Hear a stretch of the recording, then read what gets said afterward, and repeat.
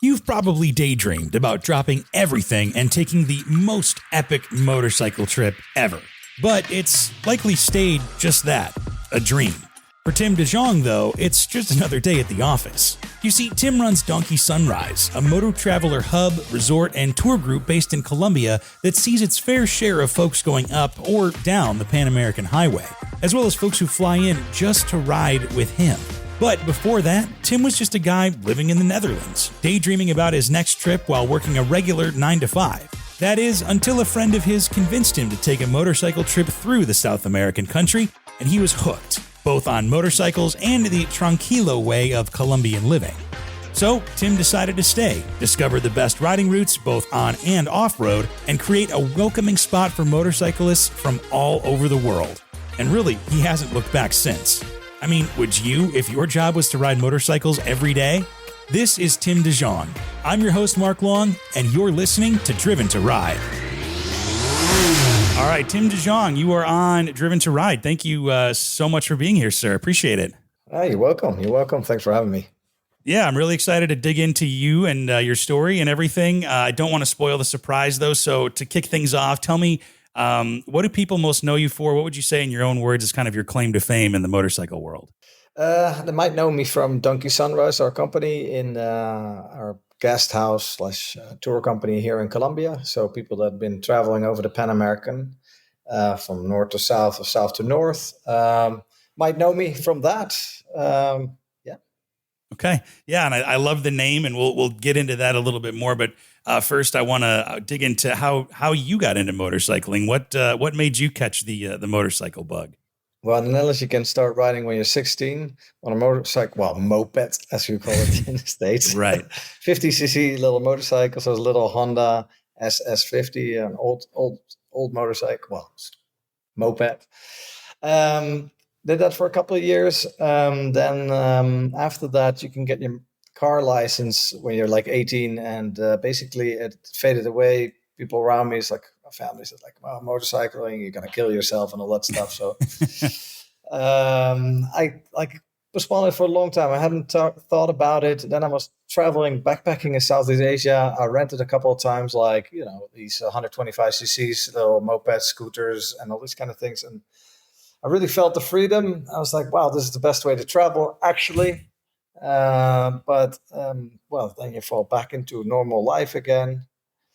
And at one point, I traveled a couple of times to Colombia, and a friend of mine said, like, "Hey, why should we not like ride with motorcycles to Colombia for a couple of weeks?" Well, I was like, I don't have a license because I drove like around the world, but like didn't need a really license for these scooters and little bikes.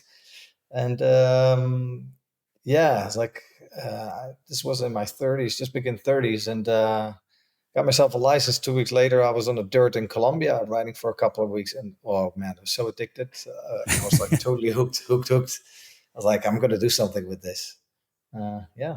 Yeah. And you really have. So it sounds like, it's interesting because we've had a couple of folks from the Netherlands on the show before. And it seems like there's a healthy like motorcycle culture in the Netherlands. I've got to imagine maybe that's because everybody bicycles a lot too. And maybe because you can ride when you're 16 before you can drive a car.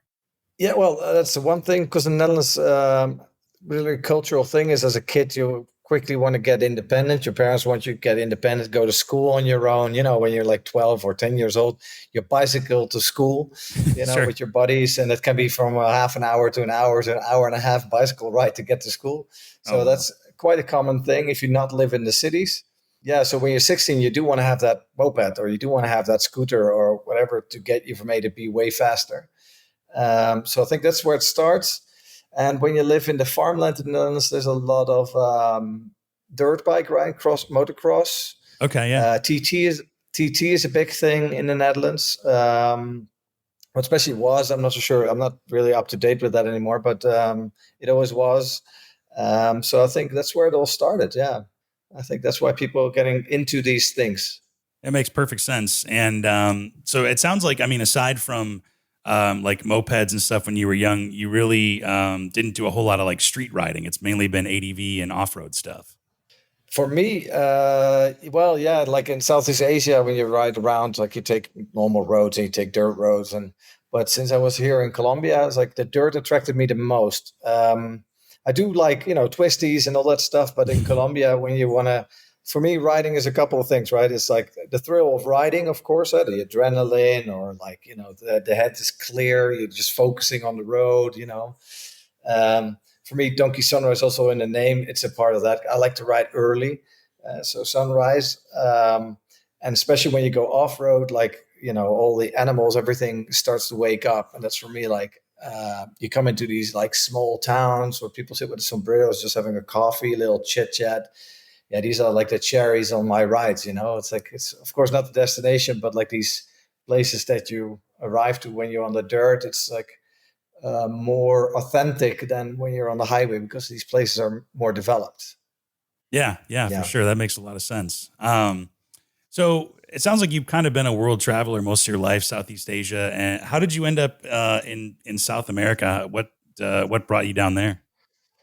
No, you're right. Like I did a lot in Southeast Asia. Went back and forth, backpack for like a year and a half ish, like in Southeast Asia, a little bit Australia, and of course Europe. But it's difficult away. But like I really always was drawn to these tropical countries, and Asia also because of the food. It's amazing, cultural.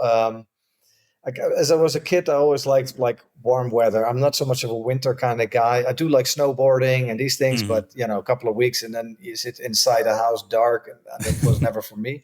Yeah. Then I came to South America, and when I was in my 20s, like you hear everybody like, yeah, well, South America more complicated for traveling and more dangerous. But then I arrived here first time in Colombia, and as I traveled already quite a lot, but I was straight away I fell in love with it. Like the people, the tranquilness, the relaxedness, but still having similar values and stuff because it's a Christian-based country. So Sure. it felt really like home. People are super friendly, and the nature here is like stunning. It has like almost everything from deserts to deep jungles to microclimates all over the place, high mountains with snow.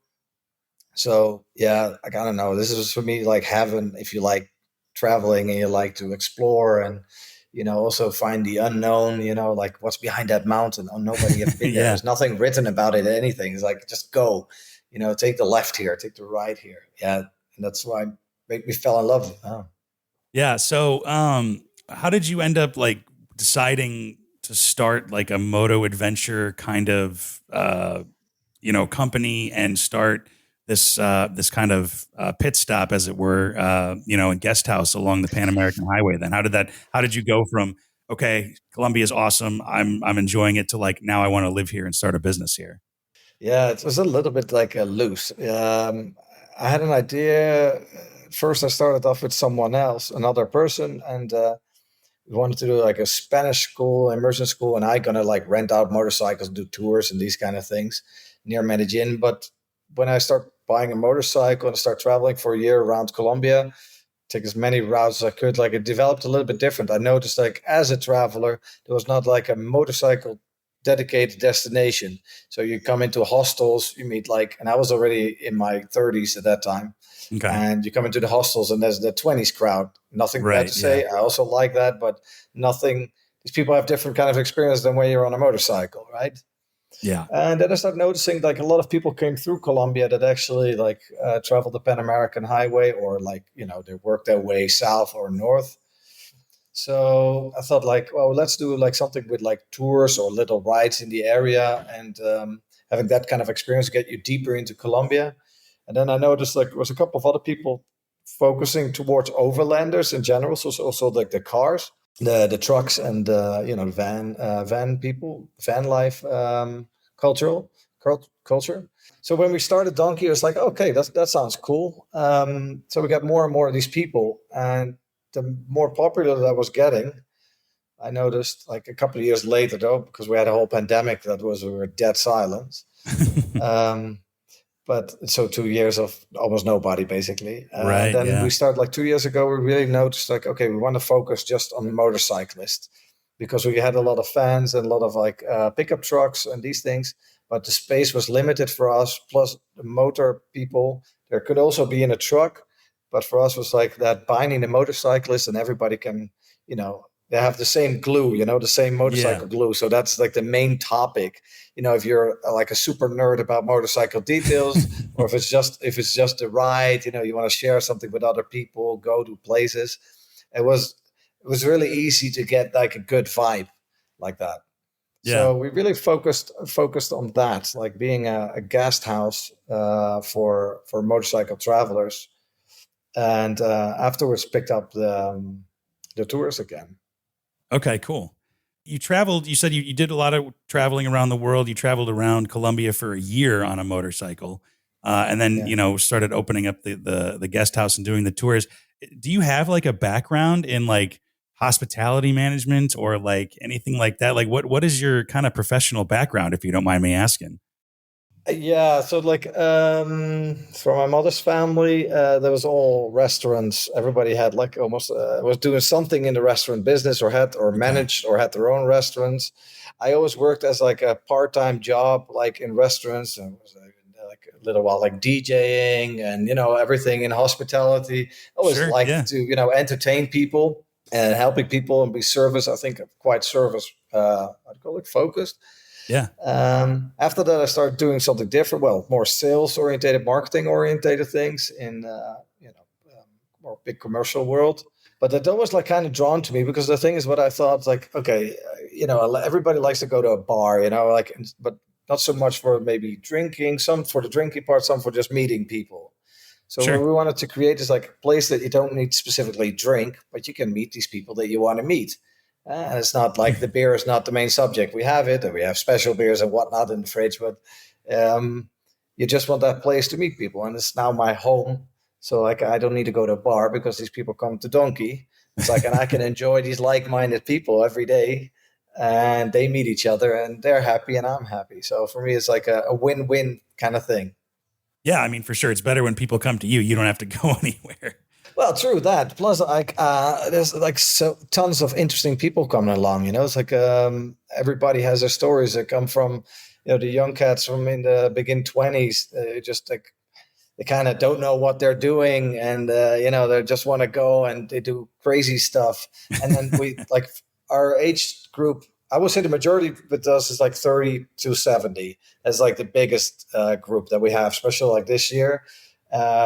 Because people are pensioned or people have a gap year in their work, and they want to do something different, traveling the world or see a part of South America or these kind of things. Um, but yeah, like they all go really well together because they all have that same passion is to ride a motorcycle, being adventurous, check out culture or try more dirt or I don't know, go to the Yeah. highest peak or whatever that may be. Yeah, it's like the common thread is motorcycles. So it doesn't matter if you're 20 or you're 70. You have that, like you said, that kind of No. that glue, that motorcycles that kind of glue everybody together. And I mean, I'm just looking at pictures online. Like you guys have a beautiful space. You're out kind of in nature for sure. It's a very outdoorsy feeling place. Oh, absolutely. Everything is outside in countries like this. I would say when you're in the right climate, because when you're high in the mountains, it can get cold. Sure. Cold for us. Yeah. Keep in mind, there's a different kind of cold, right? Right. Right. Not Midwestern U.S. cold. Yeah, it's different. Yeah. That's different. You can get like really frozen. Like here, that's quite hard. You need to Right. really do your best to get there. So yeah, like I have to say, a lot of friendships that get like how to call it, get started at our place, and that can be people like in their 20s with people like in their 60s or whatever, just because they had the same thing or they worked together on their motorcycles, like fixing stuff or planning routes together or going to places that are a little bit more complicated to do by yourself. Going into Venezuela, for example, it's like a country with problems, and people feel want to do it, but they feel like, oh, maybe it's not good to do it on your own. And then these friendships get created, and they go off together. That's cool. That's super cool. It's like, Yeah. yeah, it's a place for meeting friends. Cause I have to imagine, I mean, you have people coming probably up or down the Pan American Highway doing maybe their own trip or whatever, like you mentioned, but it sounds like you're also kind of a destination where people come to explore, Colombia and South America as a destination. Yeah, absolutely. More and more we do that because also we're focused on that. We have a lot of long-term stayers now, people that stay actually longer at Donkey. You have people that come Okay. for a day and they stay for a week. We also have people that say come for a week and they stay for a couple of months. Oh, They wow. rent a place, they stay with their motorcycle or they buy a motorcycle in Colombia and they start like traveling around to use Donkey as like a home base. They go Oh, around, they sure. come Yeah. back and that kind of thing. A lot of pension. Like actually yesterday, a nice couple left and they said like, well, I want to buy a motorcycle here in Colombia. Can we store it then here? So yes, we also have like a storage place for people that buy a motorcycle in Colombia, leave it here. They fly in and out, they come back because, they're pensioned and it's a couple of hour flight from the States and it's nice weather here instead of like freezing in the Midwest somewhere. Yeah, exactly. Like a winter getaway, and when it's too cold Yeah. here, yeah, you can go down there and bomb around for a little while. Well, that's the thing. So you can like riding is a thing, but I noticed with a lot of riders they also want to meet people, right? Like in the States, for example, you have a lot of meetups. Like you Yeah, have like Horizons and Limited meetups. Like the Moscow Moto guys do a nice couple of nice meetups. So for like-minded people to come together, and that's what we kind of do in Colombia as well. Get people together. If like they fly in from all over the world to do a tour with us, or to be with certain meetings that we do, or just have a feel sit down and chat with people. And maybe have a couple of rides because it's also a vacation destination, right? Colombia. So you can go to the beaches. You can go hike in the mountains, or there's a lot of cool stuff you can do here. yeah. It sounds like Colombia is kind of almost like a hidden gem. Like people don't realize how much you can do there. I mean, motorcycling Yeah. included. It is a stigma that still hangs on Colombia. It's like actually every Latin American country has like a bad rap, right? With Mm. human trafficking, drug trafficking, bad politics for like many, many years, right? Like dictators here and there. And it's really difficult, especially for Colombia, to brush that off, to get rid of it. We had a couple, like actually yesterday, wanted to come here, and then they said like, "Well, we read in the news there was something happening or there and there in a big city." Stuff happens everywhere. If you look up what happened in Chicago last week or in LA, last week, of if there's something, it happens all over the world. The thing is just a magnifying glass is on Colombia and on Mexico of what is bad about it, not what is good Mm-hmm. about it. Of course, there's certain areas where you better not go, right? Like in a lot of countries. So be aware of these things. But that's also where we are for. Like we're helping you out with not getting into troubles. But no, like the thing is, what mostly happens, people fall in love with the country. That's the biggest danger. So people say, "Oh, I'm going to pension here. I want to buy a piece of land here. I'm going to come more often." Yeah, yeah, yeah. They realize how good it is, and then they decide to keep coming back or settle down And there. in a way, it's also good, for us because it stays kind of like a hidden gem. You don't Hmm. get the big mass tourism what you get when Right. you go to Thailand or you go to Vietnam or like these countries. And enough, like they're great countries. I love them for traveling. But in Colombia, it's really easy to get off the beaten path and be really like in a town that they look at you like you're not from here, aren't you? That kind of stuff. Yeah, yeah. I mean, it sounds like. Well, actually, let me change a little bit. Like, I got to ask, how did you come up with the name? I want to ask before I forget because it's an awesome name, but it seems like two words that almost don't go together. So Yeah, so with I do like marketing a little bit. Understand it's like I found it the best, one of the best thing like is invented by the Americans, and also one of the worst things because everybody falls for things. Also, you might not should fall for. yeah, Uh, yeah, yeah. Why it's like me and my buddy Jorge, we started the whole donkey. So it's a Colombian American. Hmm. We started this donkey sunrise. Well, due to the pandemic, we just opened for a couple of months, and he said like, "Well, it was not for me."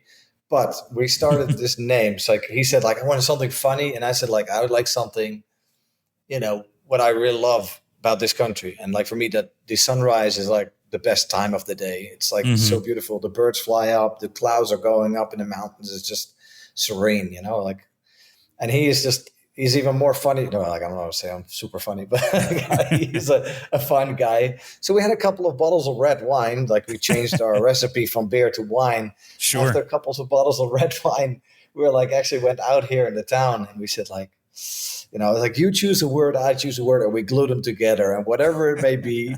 And if it sounds good, we take it. And that's basically how it came along. It was a sunrise donkey. He first had a monkey, then a donkey, and Donkey Sunrise. It's one of these things that you get the question always, so people remember it better. It doesn't sound boring, and it doesn't sound like any of the other places here. You have so many Colombian experience, Colombian this, Colombian that, and that's great. But for us, we are not that serious. Of course, we're serious what we're doing, but we want to keep our place a fun place, and our name is kind of referring to that too. Don't take yourself too serious and have a great time. Yeah, I mean, I'm all about having fun. So, and speaking of fun with riding and everything, you've got tours like single day tours and multi-day tours that you offer. Tell me a little bit about those if you can, and how do you come up with the routes and everything? Well, the route's not so difficult because I was trying to ride many times a week. And if it's like enduro kind of riding here in the mountains, or dirt riding, or if it's like beautiful pavement, searching for the best pavement, I've been riding a lot. And also with our guests, we've been riding a lot. So, you write down what you like the most. And we have a banana system, 1 to 5 bananas. 1 banana is like a nice asphalt, beautiful straight lines. And 5 bananas is going straight up and doing dumb stuff, so you need to be aware. So we make them, so that kind of ride will be like a 2 or 3 bananas. It has like this and that in it because, like a certain amount of dirt, certain amount of asphalt, beautiful curvy roads. Yeah, you just glue like little rides together and make it like the best ride for me. And then referring to where these people are coming from. So, if you come from the Netherlands, you maybe have a different what you like than when you come from Utah, United States. Like right. You've already seen a lot of deserts, and maybe you don't want to ride in the desert in Colombia. You're maybe not that impressed. You want to see green jungle. So it's been a lot of custom making. We have a couple of tours we do together with a couple other organizations because they're like specialized in really hardcore stuff. Okay. Yeah. We love to do that too, but they take the main responsibility, and also they live in that part of the country.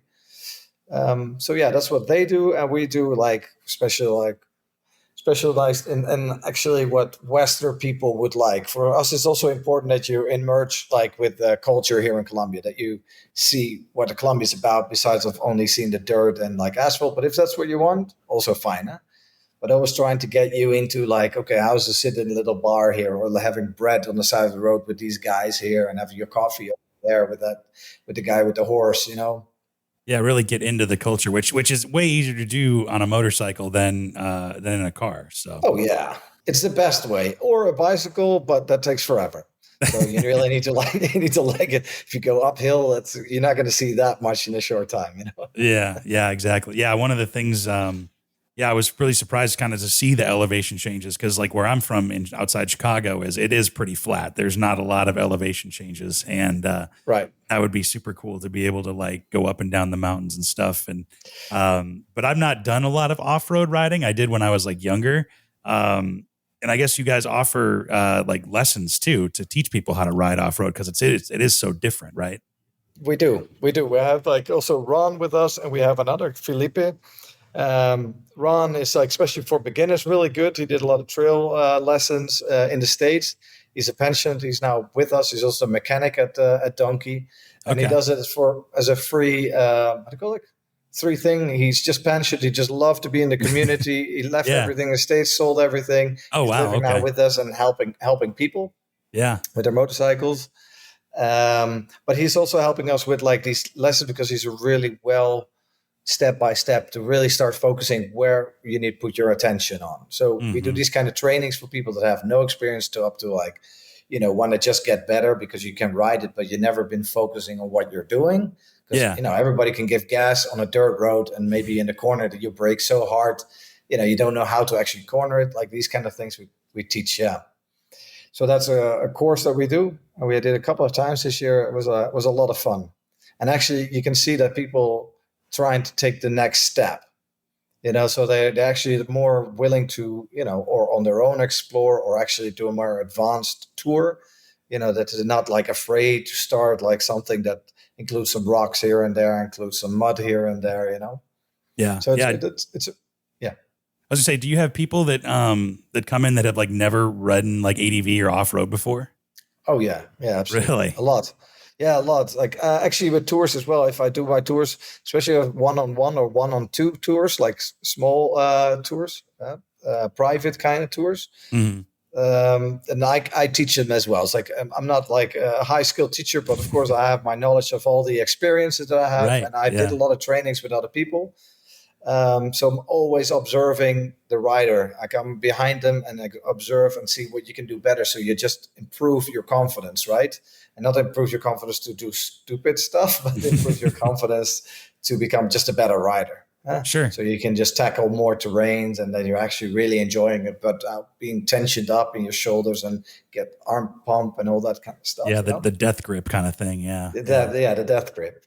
And it's like for us everything is about like having a great time. So at our place, so egos aside, like, we don't want to deal with egos. Like that's your own thing, solve it for yourself. The thing is about like having a good time. We can blame everything. It's the tires are not good enough, the motorcycle's not good enough, everything. We don't care. It's like ride the bike and just get better. And just everybody needs their own progression, as has their own time for that, needs their own time for that. But I have to say it's mainly been successful. Cool story. We had she is in her 50s with her husband traveling on a GS from the north to the south, from Canada south. They were an English Oh, wow. couple. Yeah. They came and the husband said, I don't want to drive two up anymore. I want her to ride her own motorcycle. She had no license. She Yeah. had like no experience. And she's like, I don't think I can do this. We put her on our little scooter that we have, our company scooter. And I said, like, we're going to have a little ride in the park. And we did. And I said, like, well, you can ride. It's not that you're going to do pop wheelies on the corner, but you can ride. Yeah. She read all the way. She trained by Ron for a couple of weeks.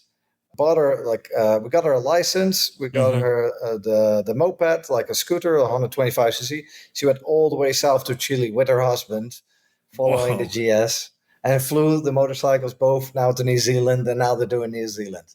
So Wow. this is for everybody. Says like, I think I cannot do it, and it's like, oh yeah, everybody can do this. No, you totally can do it. Yeah, that's super awesome. Yeah, absolutely.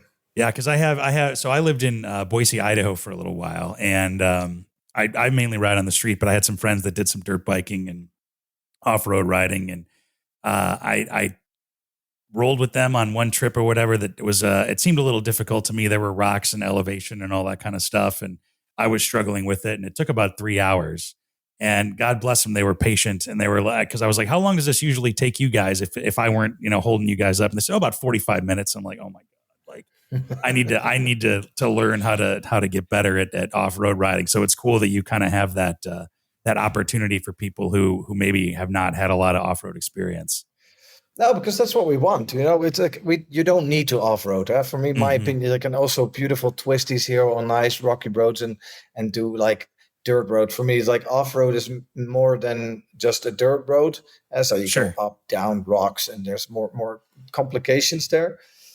I just want like to see if you have it in you to get more if it's there, is Sure. there something holding you back? Is it holding you back? Oh, my buddies are too good, I'm not gonna join because I think I'm not good enough, or Right, yeah. I'm holding them back, because then you're basically losing a cool experience, but you could have to put your mindset something different. Sure.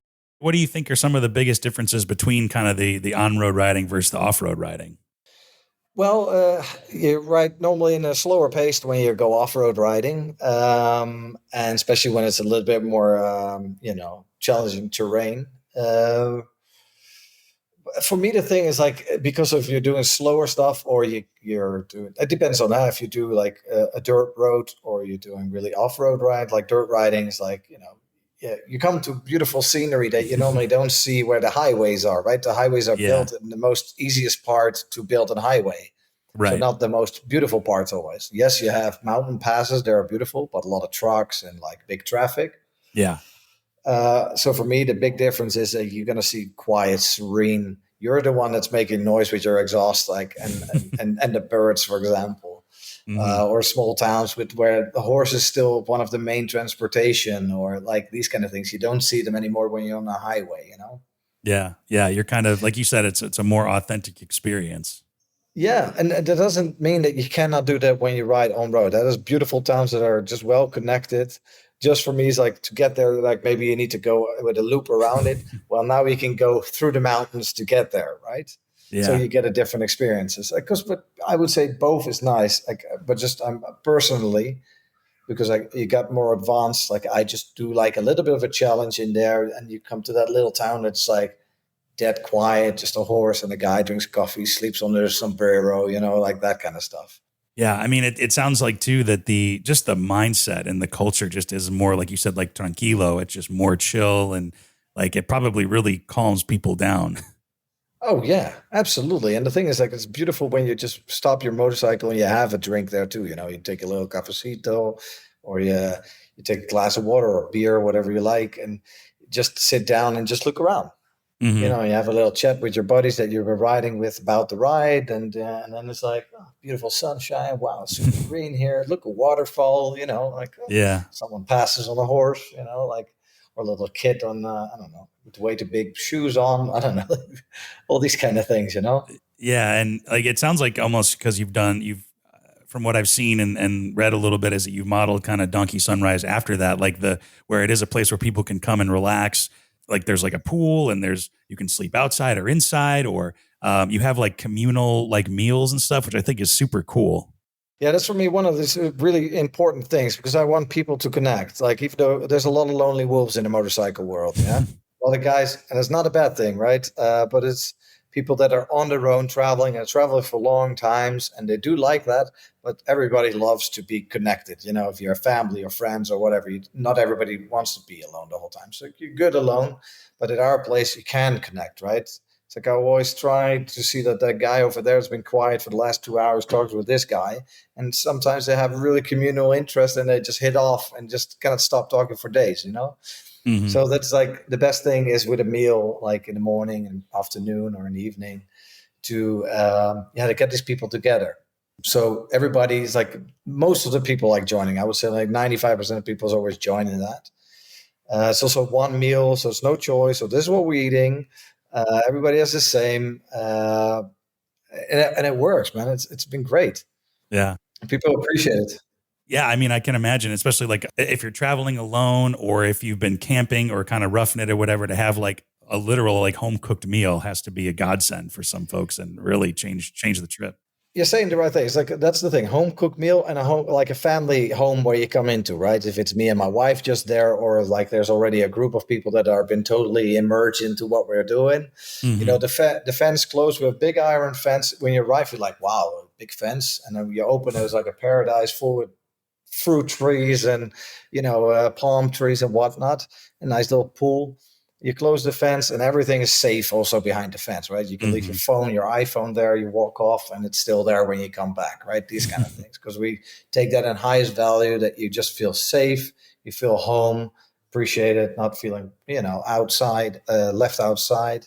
So yeah, that's a big focus. Also the food, we prepare everything from scratch, so it's not like cheap stuff. It's locally sourced or out of our garden. Same with the coffee, we have the coffee from our own region, from farmers here in the mountains. So everything is as much focused.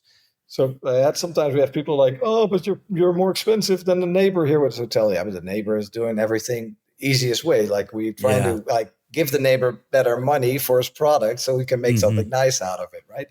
More Western standards in that sense. Yeah, so that's what we focus on.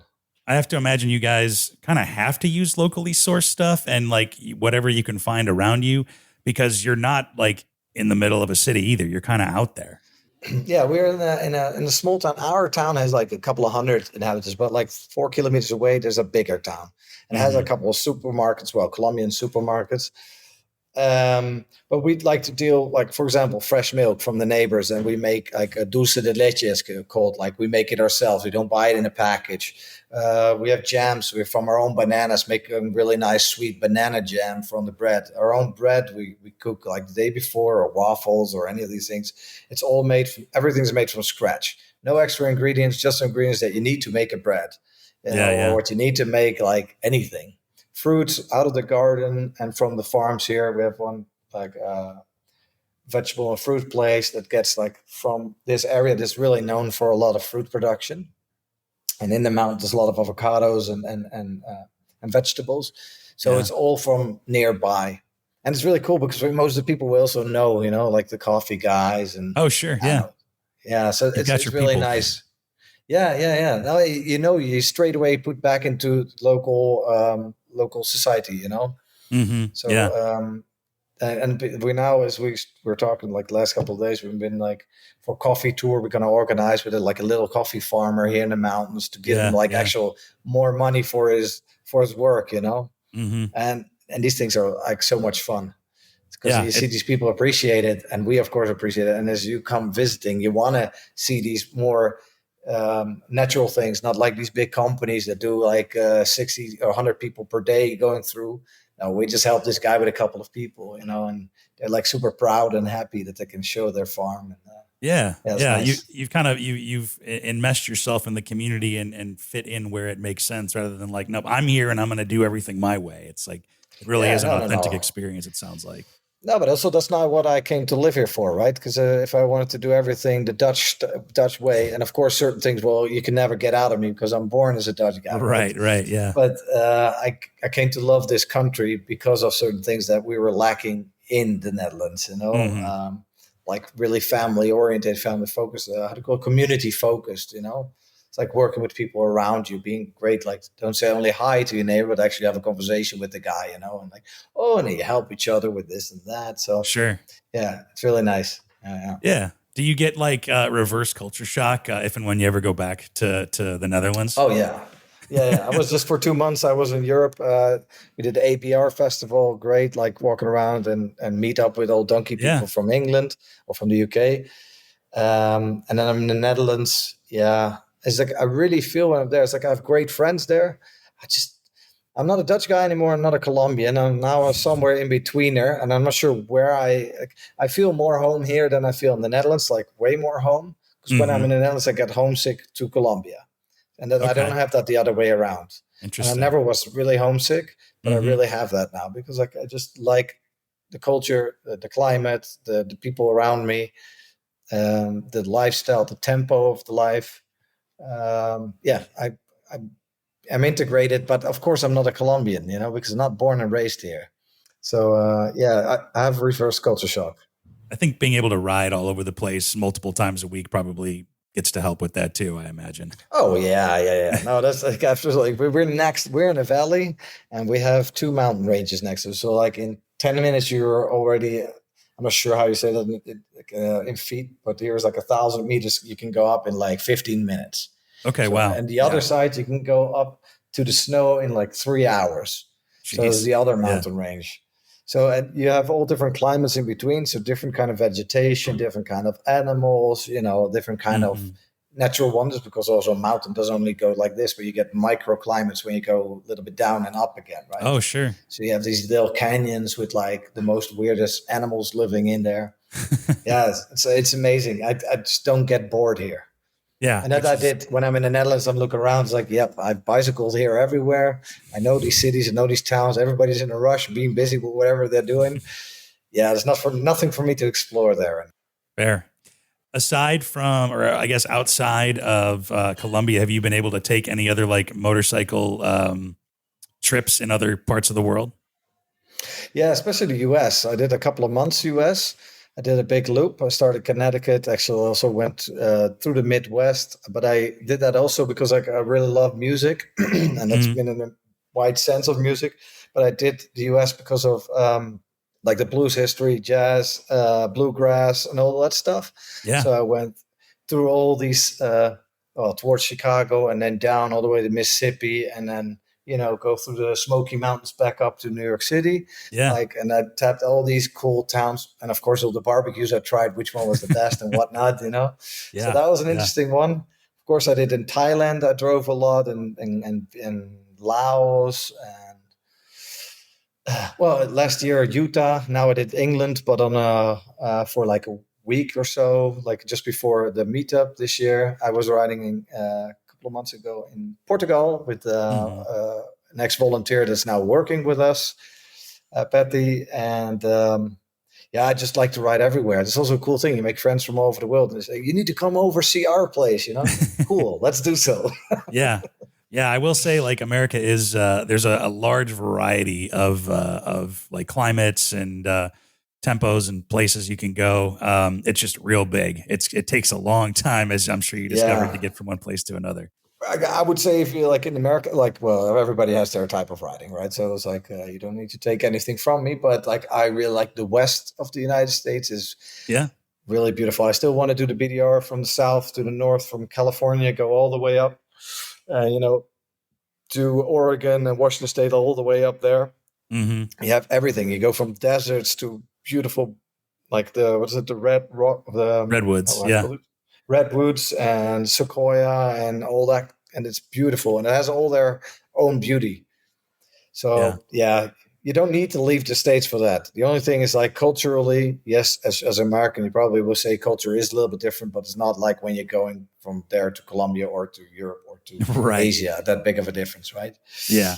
Yeah. Um, but yeah, you have a lot of beautiful riding in the states, Yeah. absolutely, from all levels. Yeah, we're pretty lucky. Like I said, it sometimes takes a little while to get there. So because it is that's such a Well, you big guys are place. used to go to a concert that's 6 hours away. That to me, like, it was a jaw dropping. It's like, I saw Grateful Dead. We just went 6 hours in the car, and then we we went to a concert 2 hours, and we drove back 6 hours. Like, Yeah, it's no big wow, deal. that's for me going like to Spain, like all the way to Spain in a car. It's Yeah, like far. yeah. It's a little wild. So, but bringing it back Yeah. to Donkey Sunrise in Colombia. Do you have like a compliment or kind of like similar like the story that you shared about the woman who learned to ride? Like the maybe the best compliment or one of the best stories you have about somebody coming to stay with you? Uh, well, I always say like I can write a book like in a couple of years. I'm not a writer, but someone maybe can write it for me. Because all the stories, I'm quite an open guy. I love to talk and listen. I'm really interested in people. So with that, that's just given by me because of my mom and dad, I think. So I learn a lot about people. But everybody has interesting stories. Even people that think they don't, they have in their own way interesting stories. So there's so much stuff going, people that are traveling for 9, 10, 20 years come through and they just love the place, just fall in love. And they haven't had that feeling, for example. That's for me always like, yeah, you feel thankful for the things that you do, so you feel Oh, you're grateful. appreciated. Yeah, yeah, Yeah, appreciate it. grateful. Yeah, Yeah, yeah. yeah, So these are always nice things, like family members die when they're on the road, like people that start their adventures or did their first tour and get addicted to it. They go home, stop their jobs, and start working online and travel the world afterwards. Um, yeah, like a lot of things. Like we have a lot of volunteers coming working with us. They fall in love with the whole community. They never thought they fit anywhere really, and then they fell in love with this whole motorcycle because they notice it's not. You don't need to talk about a BMW or a KTM or a Harley or whatever. Like it's the just everybody likes to adventure, meet other like-minded people. So people fall into this thing because like I myself, like I love motorcycles. It's my life, but I have a lot of other hobbies. As I said, I love music. I have a lot of interest in my life, and I do like sure. to share that too. And I listen to other people's interests. So yeah, it's so wide. I cannot like pinpoint like one now. Yeah. Well, let me ask you this: is there, I mean, aside from people riding motorcycles, is there like maybe a common thread among like all the people that come to stay with you? Maybe like something similar that they all kind of share.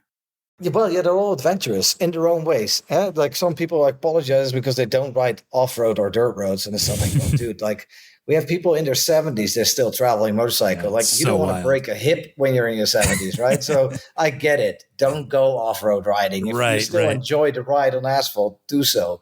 Yeah, Chapeau. I'm really proud of these kind of customers that we have. They say like you are 15, you're whining. And if I go to States with Netherlands, like whining about stuff like, Obi, I'm too old. I see these guys coming along and they're like that age and they're like still kicking it hard. yeah, It's like, man. oh yeah, we're going to do this. But I feel a little bit like, I don't feel as cool as you young kids can off road. It's like, no, everybody has their adventure. You're here on the other side of the world. So you're kicking it. Yeah, I love that. That's awesome, man. That's for me really important. I was yesterday talking with Grant and Susan from Horizon Unlimited. So we're gonna do like also like a meetup at Donkey in November, I think. Yeah, November. And also how you call it? Their age group is like mainly between like 35 and like 65 ish. Hmm. Well, even though like there's a big group like the younger guys that are now traveling around the world.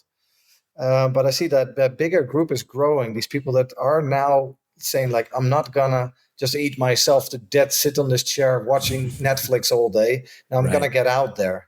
It's like, that's the thing I really appreciate. That's always what we're trying to push. Also, when I do like little talks somewhere, it's like, you're not too old. You don't need a lot of money. You just need the guts and like the will to go. Because the thing is, like, countries like this, you can spend all your money, or you can just like within a good budget, you can really have a great time, you know? Mm-hmm. Yeah. And if that's like doing a couple of months a year being here, or traveling around the world, or everybody can make it as complicated as they want or as easy as they want, because it's possible. Just check our profiles on Instagram and Facebook, and like we do little interviews sometimes with people, because they have all interesting stories, but it's possible. Just sell your jet ski if you have it in the garage where you don't use, I love it. Yeah, I think that's kind of the perfect note to end on. So, Tim, thank you so much for the time. We appreciate it. Share how people can connect with Donkey Sunrise, check out pictures of the place, videos. Where can we connect with you? Yeah, so of course, Instagram and Facebook, even though I'm not a big fan of doing it myself, so if someone else doing it, but like Donkey Sunrise on Facebook and on Instagram, our website, donkeysunrise.com. We have a newsletter in there if you're interested and you want to get like, how do you call it? Updates. Yeah, updates, or the feel from like, can I do it? We have people in our stories in there. That's the thing you can follow. Or just get in contact and ask me questions. And we have a couple of people that work with us to help people to start their trips. So, or start a tour, or, vacation, or whatever they want. Yeah, which I imagine is probably the hardest first step, is just to get started. So if you have people to help you do it, it makes it that much easier. That's the thing. Or go to a meetup, or just come to a place like ours. Don't even buy your motorcycle. Just come here, meet all the other people that already done it. Yeah. And then you get the, how do you call it? The power to do so. Or maybe say like, no, that's not for me. But that is a really small percentage. I was going to say that has to be the exception, a very, very rare exception. So. Very rare exception, yeah. Well, Tim, thank you so much, and I can't wait to talk again. Yeah, cool. Awesome. Thanks, Mark. All right. See ya. Cheers. Thanks for listening to Driven to Ride. Interact with us and check out full unedited conversations, photos, interviews, video interviews, plus other goodies on YouTube or Instagram at Driven to Ride Podcast. Or you can check us out at driventoridepodcast.com. And make sure you leave us a rating and review from wherever you get your podcasts, too. If you have an idea for an episode or a guest, or you want to invite us out on an adventure, email us, hello@driventoridepodcast.com. Driven to Ride is wholly owned by Flint Rock LLC, made possible with help from Matthew Miles, and written, hosted, and produced by me, Mark Long. We'll see you out there.